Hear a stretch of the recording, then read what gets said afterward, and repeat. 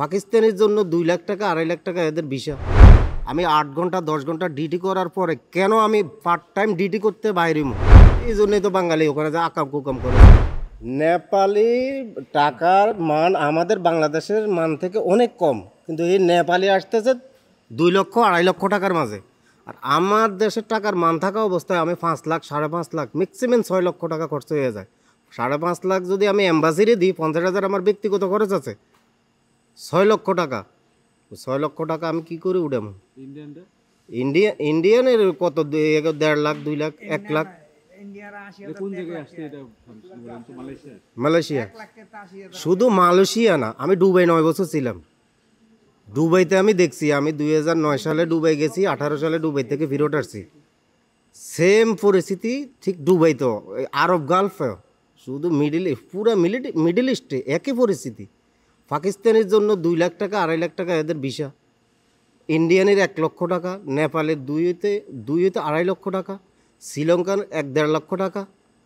সারা middle ইস্টে যত গরিব দেশ আছে সবাই 2 লাখ টাকা 2.5 লাখ টাকার মাঝে ভিসা। কিন্তু এখনও আরব গালফে এখনও লোক যেতে 5 লক্ষ টাকার নিচে, একটা লেবার যেতে হলে 5 লক্ষ টাকা লাগে। 700-800 রিয়াল বেতনে যায়। 800 রিয়ালে বেতন যাইয়া 5 লক্ষ টাকায় কয় বছর লাগবে ওই টাকাটা উঠাইতে? এই জন্যই তো বাঙালি ওখানে যে আকাম কুকাম করে, চুরি করে, এ করে অবৈধ কাজ করে, বাইরে কাজ করে।